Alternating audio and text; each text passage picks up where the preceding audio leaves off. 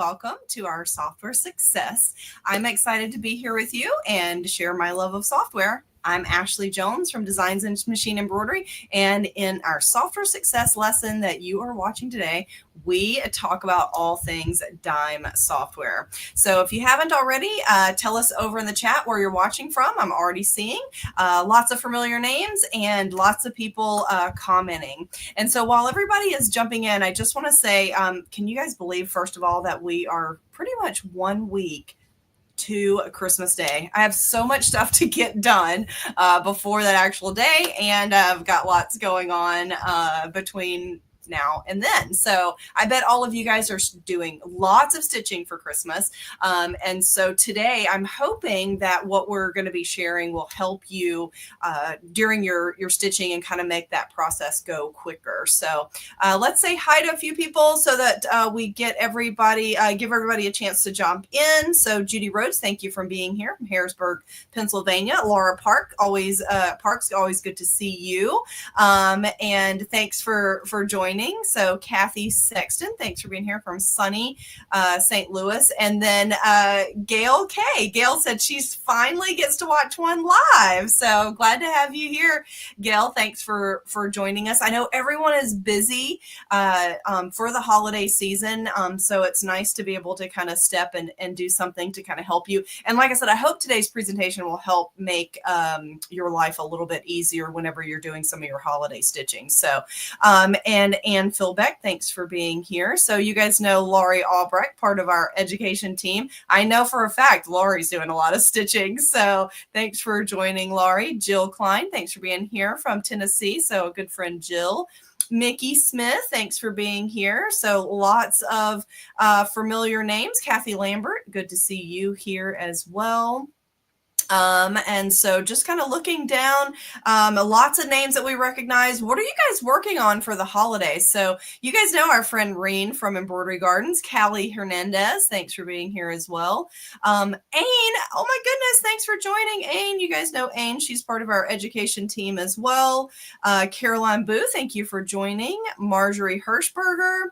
And so tell me over in the chat what you're working on. If you're working on your holiday stitching, tell us that over in the chat. I love to hear what everybody is working on. I've got a few things that I'm making. This year, my sewing and embroidery list was a little shorter because I had a lot going on. So I bought a lot of stuff that normally I might even make. So, okay. So while you guys are commenting in the chat, so today we're going to be talking about pre-cuts. Now, I called it pre-cut applique because I think that that's the majority of what you guys think about when you're thinking about pre-cutting shapes. And so pre-cutting shapes can be not just applique, though. It can also be for your patches, but maybe you're just pre-cutting some heat transfer vinyl that's going to go on an item that you're just ironing on.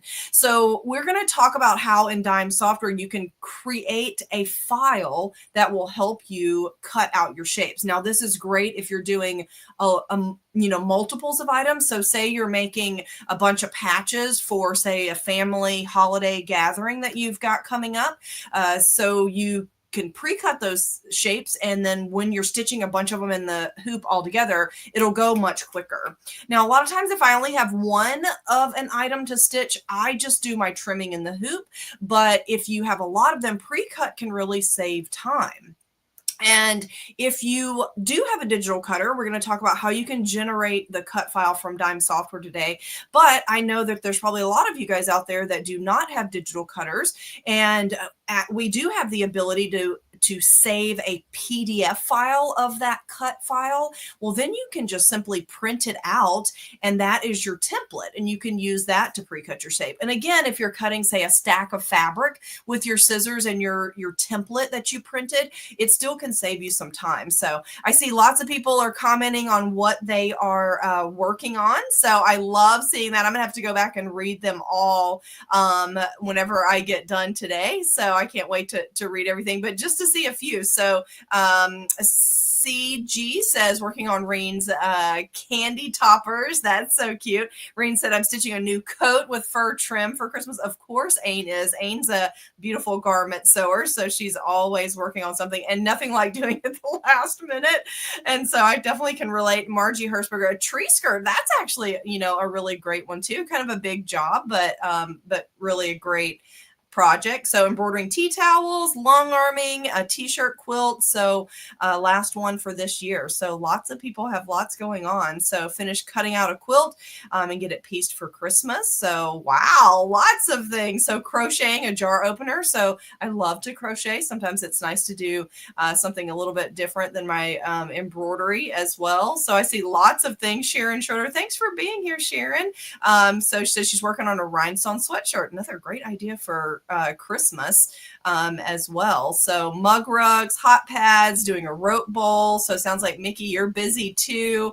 And then Myra Little says tree skirt as well for her granddaughter. So that's a good one. So her first house. Oh my gosh, that's so special. So I love seeing what everybody's working on. It inspires me as well. So Laurie's working on fusing HTV to her flannel PJs that she's making. So great to hear that from everyone. So I hope for all of you, you get all of your projects done in plenty of time to relax. So, okay, so let's talk about how we can get those pre-cut files and what we can use them for. And this hopefully will help maybe save you guys some time. So if you are making anything that's kind of a freestanding embroidery or an applique, it doesn't have to be freestanding, but remember I saw you guys 2 weeks ago when we talked about freestanding embroidery, and we talked about how a lot of times an applique file can be a freestanding. So like our patches, these gift tags here, this cute little towel topper was one of our on the house designs that Eileen created. But all of those embroidery that we were talking about 2 weeks ago, other than the freestanding lace, because that's all thread. But when you're making things like this, your projects, your quick gifts, or even if they have an applique on them, applique letters or an applique shape, you can pre-cut those shapes to make the process go easier. Now, when you pre-cut shapes, this is kind of what it looks like. So normally we get, this is a patch. These are patches here. Normally you get a pre-cut or a placement line, and we put the shape down and then it stitches around it. And in this case, when you have the cut shape, you can see that it goes really quickly. Now there's actually several different ways to pre-cut a shape, but I'm going to talk about 2 today. So you can pre-cut with a printed template. So if you don't have a digital cutter, don't feel like what I'm talking about today doesn't apply, because I always like to try to be as inclusive of everybody as I can. And so if you don't have a digital cutter, you can print a template on paper, or I love printing it on Dime's Print Stick Target paper, then it sticks to your fabric. And then you just use your scissors to cut your shapes out. And then you've got pre-cut shapes that you can put down right in the hoop. You can also use your digital cutter. We can generate to a cut file really easily to create the SVG or the FCM file that you will need for your digital cutter. Now, you guys know our Dime software, we work with all different brands. So if you've got an applique design you want to read in, I'm going to show you how you can create a cut file for applique designs that are not built into the software, because that is a little bit different.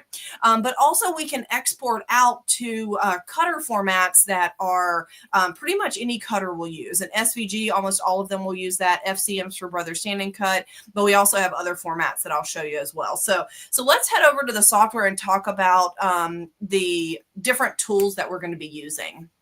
So now, again, you guys know that I have all of my software turned on, but I'm going to tell you where these features are coming from. So we're going to be using the cutter tool. So the cutter tool is this icon here. So I'm just going to select a shape. I'm actually in my cut and stitch software. And so I'm going to select just a shape just so it will illuminate that cutter tool. So up here in the top where my cursor is blinking, it looks like a saw blade. So that icon is our cutter tool. We have the cutter tool in only 3 different Dime programs.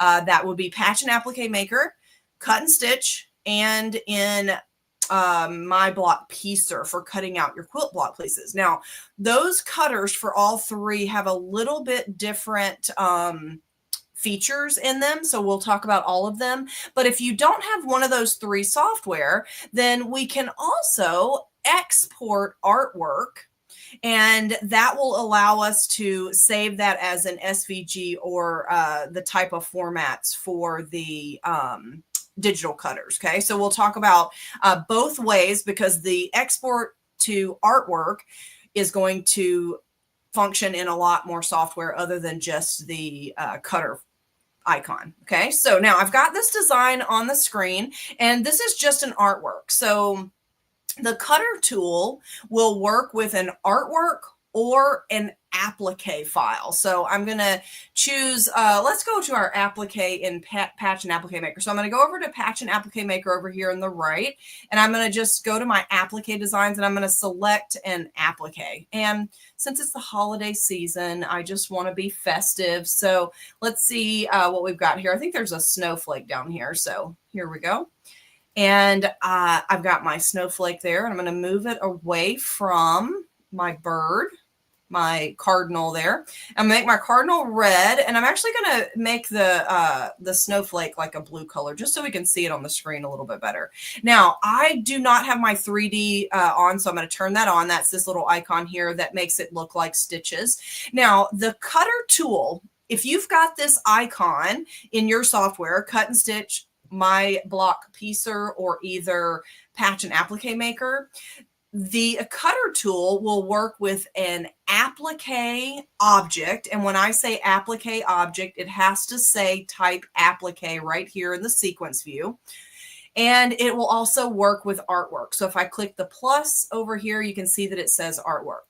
Now, the cutter tool works with whatever you have selected. So if I select my cardinal here and I click on my cutter tool, you can see that it opens up in my cut settings, or my cutter tool options, I guess I should say. It's not really cut settings because that's for the machine. So our cutter tool options opens up, and it gives me some choices here. So we've got some settings for creating repeat, seam allowance, margin, spacing, and then we've got these settings here. So I'm going to uncheck the keep arrangement, and you can see that it kind of flips it around.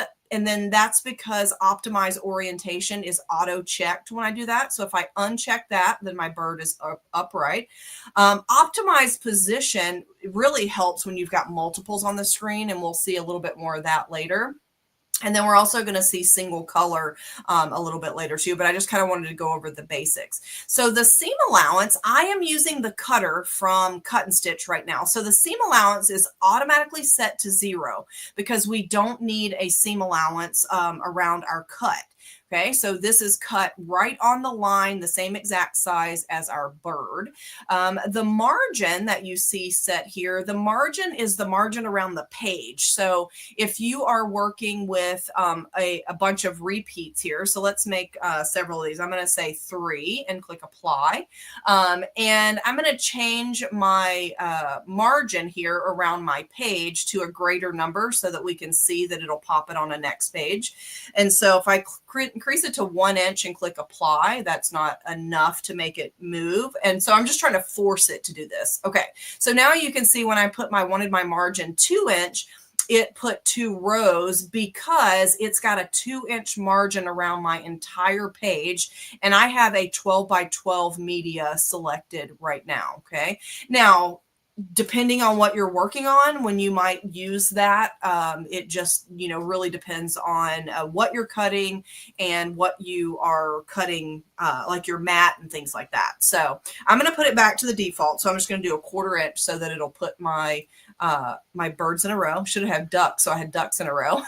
And then as you saw, the repeats, you can make this as many as you need. So if you're making, say this little bird's going to be a freestanding Christmas ornament or maybe a patch, and you are making 5 of them and you wanted to pre-cut 5, you can increase that number to 5 to create multiples of them, so that you only have to cut them one time, or only have to create the file one time and you get 5 cuts. Okay, so now that that is done, you can also change your different media type. Now it says media because remember, we're not cutting in the hoop. We're usually either cutting with our digital cutter or we're cutting from a a piece of paper like a letter paper.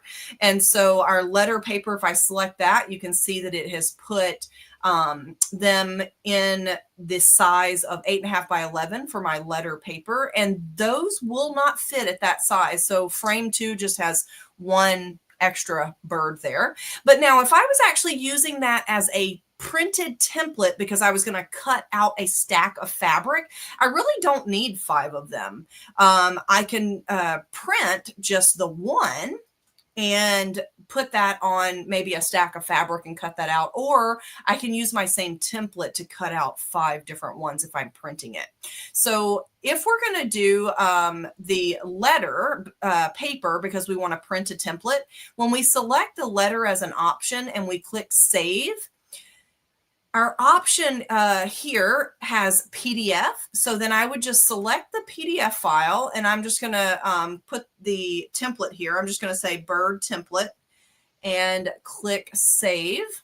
And then it actually automatically opens up the location where you saved it. So if I bring this over here and I click on my bird template PDF, you can see here, if I bring my PDF viewer over here, just like that, you can see that I get the template. It's just in black and white. So I could print this PDF and there is my printed template to pre-cut something. Okay. So you don't have to have a digital cutter. The cutter tool also works with printing to paper.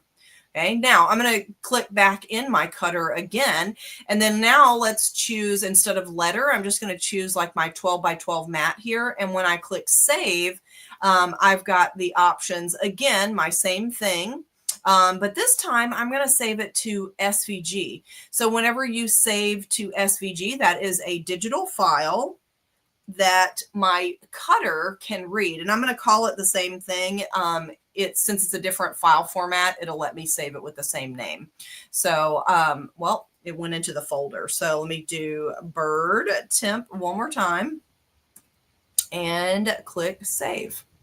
Okay. Oh, now it's going to tell me it already exists. So there we go. And that's because it did create a PDF of the template yet again. So if I open up my SVG, which is this file here, so I'm going to double click it. And then look at that. It's the same exact thing that I have over here that it saved. And it is the same exact size. Now, this is artwork, so it is going to be just your cut outline so that you can pre-cut this shape. Okay, so now let me go back to the snowflake. Okay, so remember the cutter tool works with either artwork, and that's what it says over here in my sequence view, or it works with an object that is type applique. So you can see here that it says applique. I'm going to actually ungroup that and just select the applique object there. And this one has an artwork already built in it, so I could either select either one, but I'm actually going to delete that artwork. And then let's just work with an applique. Okay, so here's my applique file, and I'm going to watch my slow redraw so you can see this applique is a placement stitch and a tack down stitch. And then you get that finishing stitch that covers the edge. That's your satin stitch. Now, notice the tack down stitch, the yellow stitch, is slightly inset inside. So if you create a cut file that is based on the placement stitch, which is the first one, you've got a little bit of extra leeway here so that that inside tack down stitch will actually stitch on the fabric. So a lot of times if you purchase an applique, it might have an applique tack down and placement right on top of each other so they're the same exact size. And in that case, if you cut based on that placement stitch, your tack down stitch is going to stitch on the same path right on top of it, and so it won't grab your fabric. Okay, but the way our applique is set up, you can cut based on the placement stitch, and then your tack down stitch is slightly inset. Okay, so now that we know that, I'm going to select my applique and click the cutter tool. Okay, and you can see that it creates the shape for me to save to my digital cutter. Now this shape is based on the placement line. Whenever you select an applique object, it is based on the placement line so that you do have enough room. You don't have to add any extra seam allowance or any extra space.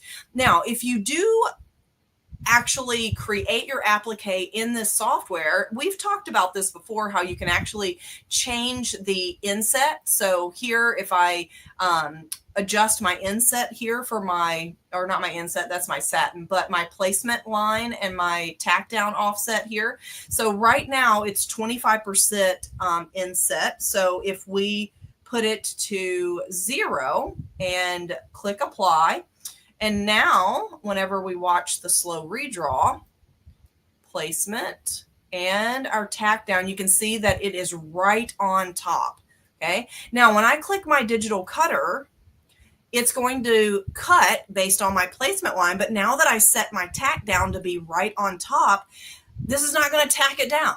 Okay, so if you want to make sure that you have a little extra room, or if you're working with a design that's outside of our software, you can actually increase this number for the seam allowance. So I would maybe add like maybe, 1 to 1.5 millimeter maybe around it. And so maybe like a 0.06. I'm not going to try to do math on the camera live. But I think 0.05 of an inch or 0.06, and I click apply. And now you cannot hardly see it, but there actually is. Let me do a smaller piece of paper so that it zooms in. So you can see there's an extra little line all the way around that. Okay. By putting this seam allowance, that's going to actually create my cut file just 0.05 of an inch larger than my actual placement line, so that if I do have my tack down stacked on top of it, it's going to give me a little extra fabric so that the tack down will catch it. Okay. But if you've created it in the software, you do not have to do that seam allowance, but I just wanted to show you how that worked. Okay. So now let me talk about the 3 different cutters. Remember I said that if you've got My Block Piecer, if you've got Cut and Stitch or Patch and Applique Maker, all 3 of those have digital cutters. So I am going to go over here to my icons to the right. And if I click on the My Block Piecer, you can see that I've got a cutter tool there. Now, here's the difference in the cutter tool. So first of all, My Block Piecer cutter will actually allow you to cut out your applique pieces just like the other cutters. So if you own My Block Piecer, but you don't own Patch and Applique Maker, that's fine. So let's click on the cutter tool. And it says it's too large for the hoop. And so when it opens up, then I can change to a larger size here. So if I go to like my 12 by 12, then you can see that it'll fit on there. Okay, so now the cutter for My Block Piecer was really designed for quilt block pieces, and it automatically has that seam allowance set. And so you certainly can drop that down to 0 to get your exact cut file here. And we don't want a full 1/4 inch all the way around that. So hopefully, it looks like I'm frozen there on the screen, but hopefully you can still see what's going on. And so somebody over in the chat, tell me if you're having any issues. So hopefully everything is still good. Oh, actually, no, doesn't look like I'm moving.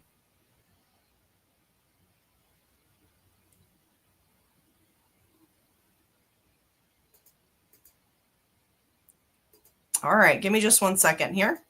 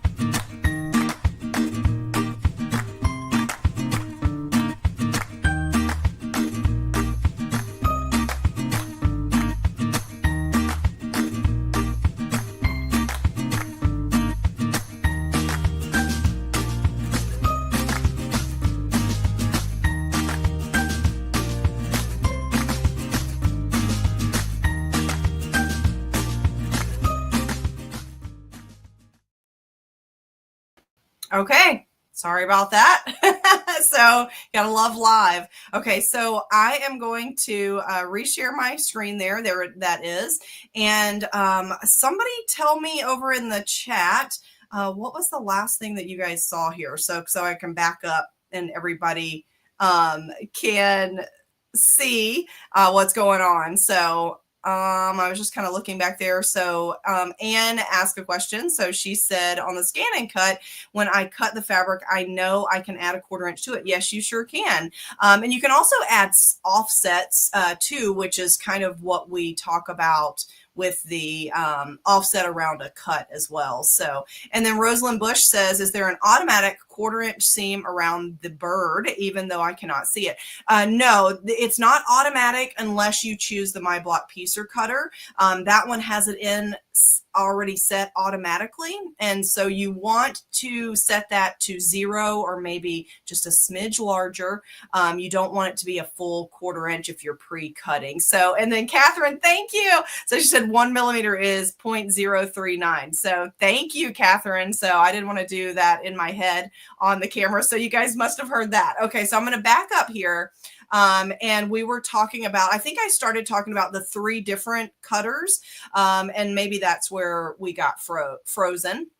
Okay, so Dime's 3 different cutters in cut and stitch, My Block Piecer, and in Patch and Applique Maker. There's some little differences in each, and so that's actually what I was about to talk about.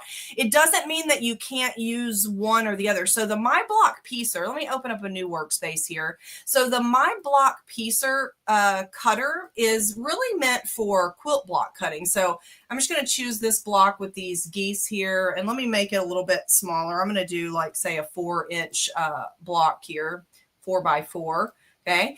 And in My Block Piecer, when I select this is just artwork. Remember, our cutter will cut artwork or applique objects.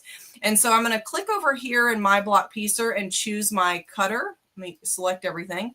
So My Block Piecer and then cutter.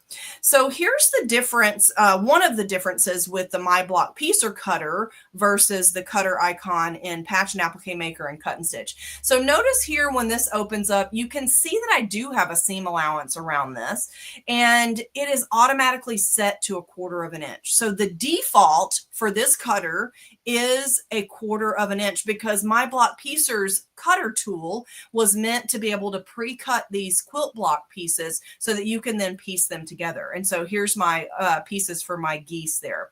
And then again, you can do multiple repeats here as well. So let's do like 4 repeats and click apply. And you can see I've got 4 of all of that so that I can make 4 full quilt blocks on this page. And I can optimize the orientation. So the optimized orientation saves, in this case, fabric if you're just going to cut this out all at one. And you can see here how these are placed. But if I do optimize orientation, it kind of puts them together where it's going to save fabric. Okay. So the digital cutter for My Block Piecer automatically has the 1/4 inch seam allowance, but you certainly can make adjustments here as well.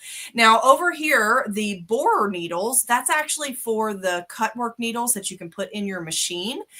So the borer needles, if you wanted to save this as a file type, load that in your machine, load the fabric, put the cutting needles in there, and then it would cut out each of those pieces of fabric. But I feel like we wouldn't do that as much in this case, but hey, the option's there if we need it. Okay, so that is the My Block Piecer cutter. So if I click on the Patch and Applique Maker cutter, so if I go to my Patch and Applique Maker and click Applique Cutter, you can see that I still have my pieces here, but they don't automatically have a seam allowance built in. You can see that it's set to 0 because when we're cutting for our applique, we don't want a 1/4 inch seam. But if I wanted to add that, I could just adjust the seam allowance, and then now I've got that 1/4 inch setting. So the 1/4 inch seam is the default in the My Block Piecer, but 0 seam allowance is the default in Patch and Applique Maker and also Cut and Stitch. Now notice we have one other option here that says optimize position, because with our appliques, we might have some other shapes that we're trying to save fabric with and save our sizes. So the optimized position and the optimized orientation are just to kind of help you with the position to save on your fabric that you're cutting. Okay, now if I close this one out and I click on the option for the cut and stitch cutter, notice we have another option here. We have single color and we have keep arrangement. Okay, so now we can still add our seam allowance if we needed to, but the keep arrangement is really great for if you're cutting out HTV and everything is in a shape and you need to keep it that way. It's going to keep that arrangement so that you can just cut out of this one color and it's going to maintain that shape. Now, if I uncheck the keep arrangement, notice I still have these other two options here, the optimize orientation and the position. I still have the ability to check these, but then single color in cut and stitch allows me to have all of my cut pieces on one cutting mat. So even though these are now all the same color, but it is my corner pieces and my geese all on one mat. And notice this funky layout here. So I can optimize the position or the orientation to save fabric space there. But if I was layering this or cutting out a design out of HTV, you'd probably want it to keep that arrangement so that it looks just like that so you can transfer it. And let me select a different design to show you what I mean. So I'm going to get rid of this one. I'm going to open up, I'm in my craft shapes from cut and stitch. And so let's say this gift box here might be a good option. And if I select everything, and I choose my cut and stitch cutter, when it opens up, you can see that I've got the box and you can see that I've got the top, I've got the stars, and notice the stars are exactly the same orientation that they are here. And also so is the bow for my box. So if I was going to cut this out of say HTV or out of pressure sensitive vinyl, when I cut the box and the top and put those into position, my stars, you can see they have the gap for the bow. Everything is in the exact right orientation. So if I cut this out of one piece and then I transfer it with my HTV carrier sheet or my the transfer sheet for pressure sensitive HTV, it's going to keep this shape. Okay. Now, if I uncheck the keep arrangement and we go back to the gold, you can see my stars are all in a row. So then I would have to cut those and then I would have to place them where they were on my box. Okay. So that's what your keep arrangement is doing here. Okay. And now the single color in this case, if you had everything on the single cutter, it's basically just going to cut that outline there of your box. And that's just an option because some designs that we want, you may want it to be all on one page like we see here. So those are your options within your different cutters. Okay. Now, if you do not have the cutter icon, then you also can export an SVG file. So if I choose File and Export Artwork, that's going to give me the ability to save my design. So I'm going to call this my gift box as an artwork file. And I can also save it as the FCM, DXF, PLT, AI file, or an SVG. So let's do the FCM this time and then click Save. So this was File, Export Artwork. Okay. And when I export the artwork, nothing happens. And so if I choose File and Import Artwork, and let's go to our desktop and find our gift box, and it brought everything in all as one color. Let me get this. I'm going to slide it. It comes in right in the center. So that's what it exported as. Now, this is all separate parts. Even though it's not colored in, you can see here that I can separate these pieces out so that I can still go to my digital cutter and cut out these pieces separately. It's just the cutter icon does all the work for you. So you do have the option to export artwork that'll still get you an SVG and an FCM file, but the cutter kind of gives you those options to break that all up. So okay, so now I know that was a lot on the cutter, so I'm going to answer some questions, but then when we come back, I'm going to show you if you have an applique from a designer that is not created it in Dime software, then you don't have an applique object and you might not have an artwork file either. So I'm going to show you what you can do to create a cut file if you have an applique that is, or a patch even, that is from another designer. So let's see if you guys have any questions. So I see a couple here. So Catherine says, is there a way to add multiple boxes? My block piecer is one cut file. Is there a way to add multiple boxes? I'm not sure what you mean by that, Catherine. Maybe explain just a little bit more. So multiple boxes, I'm trying to refer back. So my block piecer cut file, it has the different pieces on the different pages. So if you wanted to create multiples, then you would increase the repeats. So maybe that's what you're referring to. But if that's not it, just give me a little more explanation and I'll help you. So okay, and then Rosalind said, I use a rotary cutter and scissors. Do you not have an electric cutter? That is perfect, Rosalind. I think that that's also a great use of your software because you can export those files. So Catherine says she has Scan and Cut SDX 225. So, and hopefully she'll give me a little more explanation on the box. Maybe you're referring to like a cut box around it so that when you cut out, we also call that a weeding box. And so if that's what you mean, Catherine, then let me know.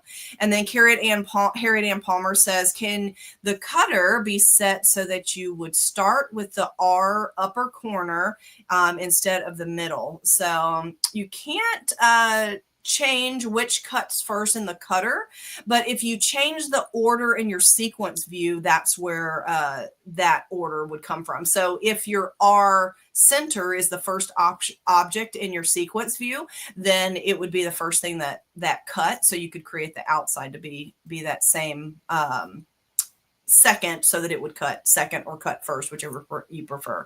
And then Catherine said all of the same color of the different pattern. Oh, so if you want that to cut on all one page, then you would just make it all the same color. You don't have the option to make it a single color page in the My Block Piecer cutter. So what you would do is just make it all the same color before you click the cutter tool. And when we go back over, I'll do that for you so you can see what we're talking about there. So I was just looking at any other questions that we might have here. And then I don't see any.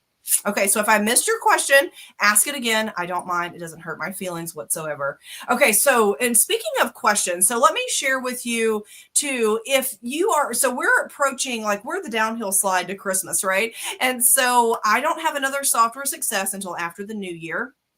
And so if you need help with a project or a design or something that you're working on, I really urge you to go to our user group. So if you search Facebook for Dime Inspiration Software Users, this page will come up. And then we do have over 5,000 members. I did notice that someone has created a page that looks like our same page, but it is not the Dime created page. So look for the one that's got like over 5,000 plus members. If you have a question and you're working on your holiday project, go here, ask questions. I answer questions over there, and so does all of our education team, as well as 5,000 plus knowledgeable users. So if you need help, this is the best and the quickest way to get your answers. You certainly can email our customer service as well, but a lot of times when it's software related, they get referred to someone on our team that's more familiar with the workings of the software. So you certainly can go here and ask questions, and a lot of times get it much quicker. So I wanted to share that with you for how you can get help, especially since the holiday season is screaming full speed ahead. right through to the end of the year. Okay, so now let's talk about if you have an applique design that is not from this software, so it will not say applique in the object type, what can we do? Okay, so I'm going to save this as a PES file and it will simulate this. Okay, so I'm going to get rid of my bird. And notice this says applique over here. And so I'm going to save it as a PES file. So file, save as, and I'm going to choose a PES, but it doesn't matter. Any file format that your machine reads, if you're working with a Viking or FOF or Genome, this is all going to work the same way. Okay, so if you purchased a PES file from your favorite designer and you want to create a cut file for it. So that's what we're going to talk about now. Okay, so I'm just creating my snowflake. I put everything on my desktop just to make it easier to get to, but I definitely would recommend you saving things in folders to stay organized. I go and I delete all that stuff after a while. Okay, so now I'm going to choose File and Open. Or actually, let's merge it. Merge it means it's going to come on the same workspace here that we're on, because I want to show you the difference. Okay, so, and then I'm going to go for my snowflake. And so here's my snowflake PES. And you can see that it's come in here and it is grouped. Okay, so let's look at the difference. I've shared this with you guys before, but I want to talk about this again because it really relates into what we're doing right now. Okay, so this one, I'm going to change this one to a different color. So let's make this one, I'm going to ungroup it so that we can change the, let's actually change the other one. Okay, so when I ungroup it, put my colors together. So let's just change this one to a purple. Okay, so we've got a purple snowflake and we've got the blue snowflake. The purple snowflake is the one that is from our software. It's a C2S file. So when I look over here, you can see it says applique. So if I have applique and I click the digital cutter, it knows that I want a cut file based on that placement stitch. Okay, so the blue one is my PES file. And if I expand all of these, look at all of those stitches. So nowhere does it say applique. So there's a run stitch for the placement, a run stitch for the tack down, and then I'm going to ungroup this. And the finishing stitch is a combination of your runs and satins, and that's really what your machine understands to create these type of stitches. Okay, so now if I want to create a cut file from a file that looks something like this and I don't have an applique object, I'm going to hide my tack down stitch and I'm going to hide the finishing stitch. I'm just turning the eyeball off so that I'm left with nothing but the run stitch placement stitch. Okay, so if I select that, remember two things. The cutter needs artwork or it needs an applique to create the file. Okay, so if you remember that, when you come to the run stitch here, I would copy it and paste it so you don't lose this for your file. So if I just copy it and paste it, so I'm just going to do Control C, Control V, or either you could do copy and paste right here on the toolbar. And I'm going to change that second one to red. And then I'm going to turn the eyeball off on the blue one or the red one. It doesn't really matter. I'm going to turn it off on the red one so you can see I still have one. So now I have my run stitch placement, my run stitch tack down, and the finishing stitch all hidden. And I've got this extra run stitch here. So if I select this run stitch, do a right mouse click and say convert to artwork, that is the file that, or the type of object that I need for my digital cutter to create me a cut file. Okay, so hopefully that makes sense. And that is not just with this because it was created in my software. I tried to find an applique that I own that was from another designer, but I don't have a lot of that on this computer and didn't find a lot that I could work with. And so, but this is essentially the same thing. When you save it as an expanded file, the PES, the Word, the PES to VP3, all of your machine formats, you're getting that same type of file that you would get if you buy it from a designer. So, okay, so let's do it again. Okay, so I'm going to open up another workspace, and then I'm going to go to Patch and Appliqué Maker, and let's do something that's got a few more parts to it. How about, let's see what we've got here. Well, I guess it doesn't have to be holidays, but this one has two parts, it looks like. Okay, so if I select this, okay, and I click my digital cutter, it's creating the cut file for the wreath. And oh my gosh, I definitely would want to pre-cut that. That doesn't look fun. And then I've got the bow for the other part. Okay, so if I close this and I ungroup it, and I push click the plus here, you can see I've got an applique object here, and I've got an applique object here and here, which is the two pieces of the bow. And then that artwork is actually something that we automatically put in Patch and Applique Maker, but I'm going to remove it so that we don't have an artwork so you can actually see this again. Okay, so now let's save this file, save as. So right now that one's the C2S. And for this one, I'm going to call it my wreath. And instead of C2S, I'm going to save it as, let's do VP3 this time. So any machine format that you purchase a file in, it's going to be something similar. Okay. So now I'm going to take this. Let's slide this out of the way, and let's do File and Merge. File, Merge. And let's go find our wreath. Okay, and I'm just doing this on the same page so that you can see the difference here. Okay, so there's my wreath. That is my VP3 file. And so I'm just going to select it and kind of move it over. So now over here in my sequence view, when I ungroup this, so notice, or I open up my object here and ungroup it. Notice that I've got the placement stitch, the tag down stitch, and the finishing stitch, but it does not say, if I push this open, it does not say that it is an applique object anymore. Okay, so now if I just select this one part, there's lots of more steps here to hide. So instead of hiding it, I'm just going to select that run stitch that I know I need. I'm going to copy it and paste it. So copy, paste, and it puts it right on top of where I copied, but we can see that, right? So I'm going to just move it out of the way so we can see what's going on.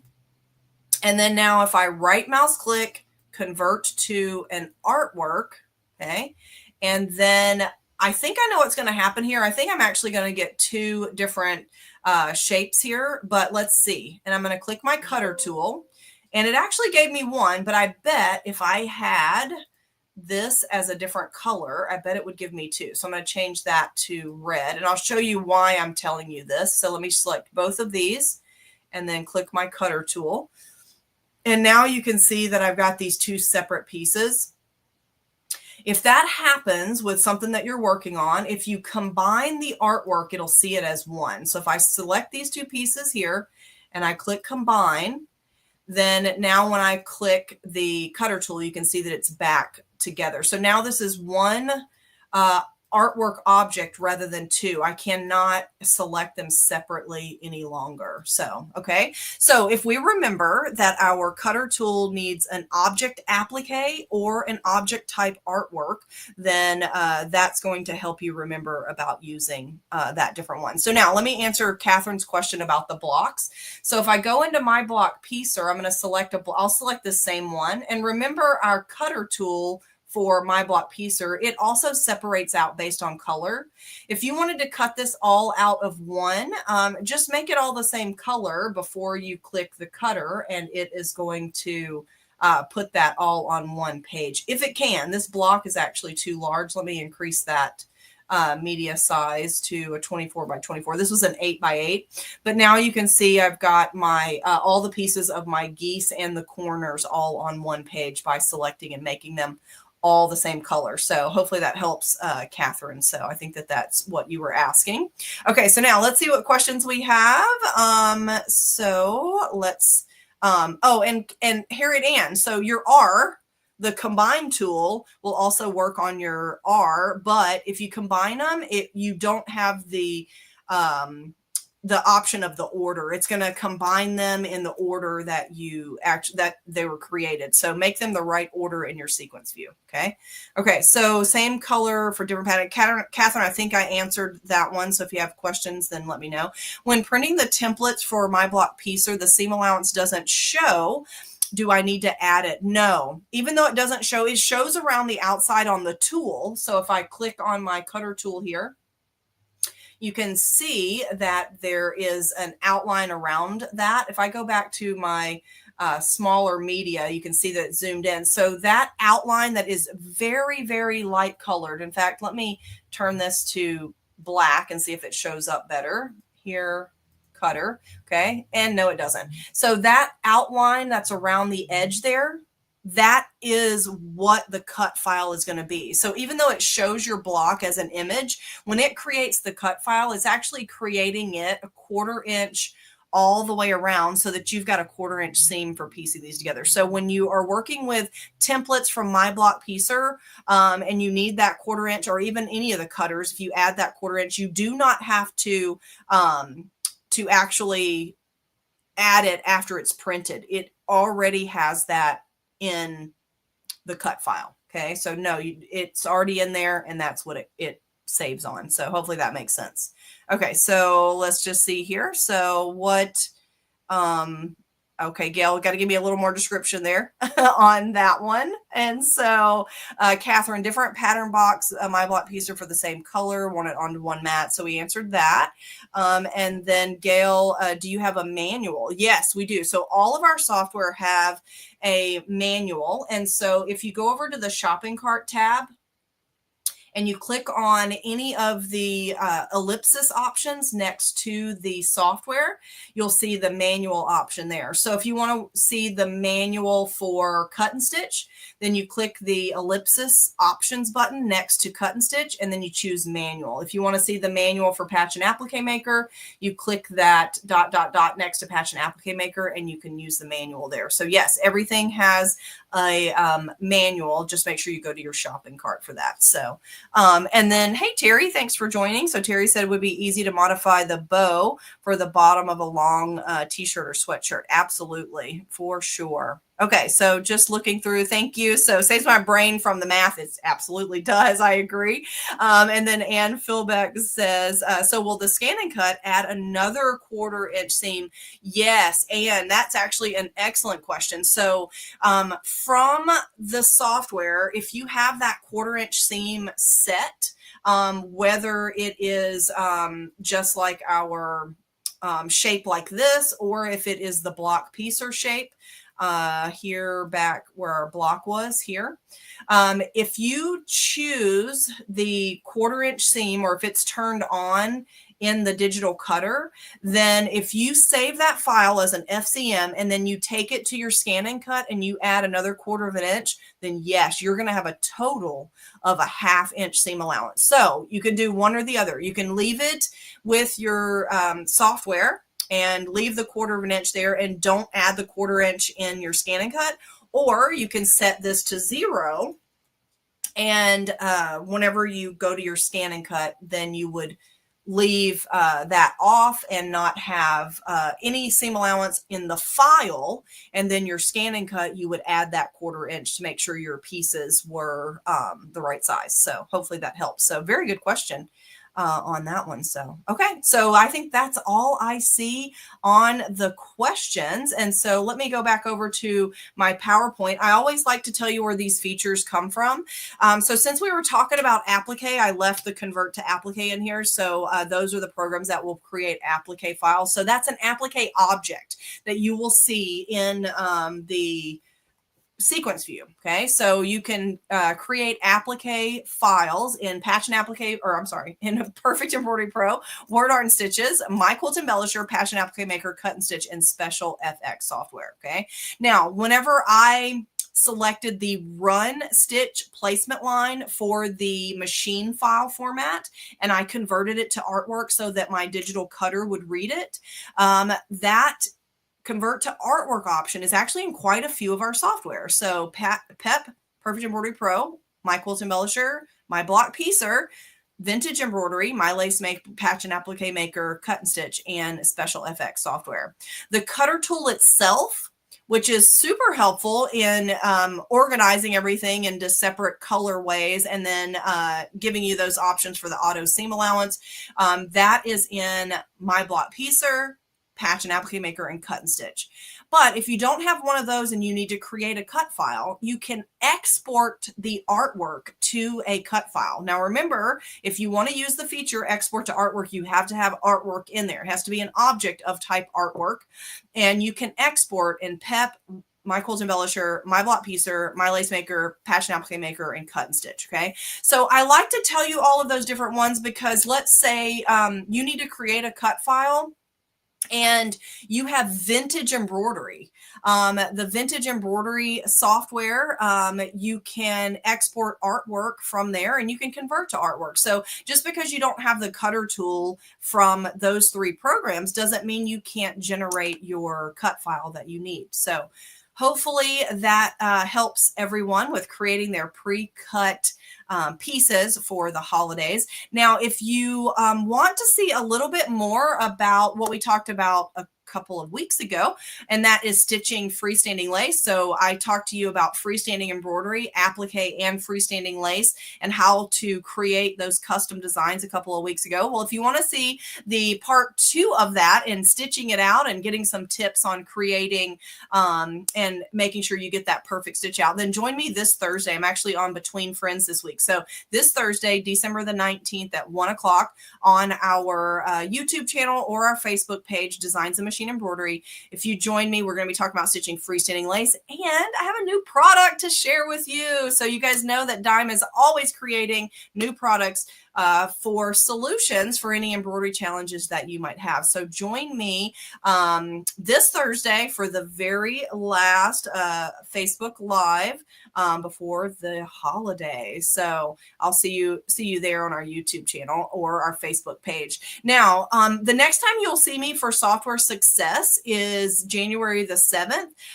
That's when we talk about software again. I would love it if you'd put over in the chat if there's some topic that you want to hear about. So this year, 2024 is the 2nd year, believe it or not, that we've been doing Software Success. And so I have been picking all the topics, but I would love to hear from all of you if there's something specific that you want to talk about or to learn how to do in your Dime software. If you'll tell me over in the chat, I'll go back and read these comments when we are done and make some notes on what we can talk about in the new year, and not just on January the 7th. Throughout the new year. So tell me over in the chat what topics you want to talk about. Also, please tell me what software you have that you're trying to complete that task with. So, all right, guys. So don't forget, if you want to purchase any of our Dime software that you don't own, you can certainly try any of them in the shopping cart area. There's an option to try any Dime software. You can check with your local dealer. We always love to support local. So go to your local dealer. If you want to purchase a program, they can probably give you a great deal on it. And you have someone in person that you can go to and ask questions. If you don't have a local dealer, you can always check out our website, dzgns.com, and purchase any of the programs that we were talking about today. So hopefully that helps all of you. And so until Thursday, if I see you on Thursday, I will see you then. If I don't see you until another Software Success, it will be the new year. And happy holidays to everyone, and I will see you guys soon.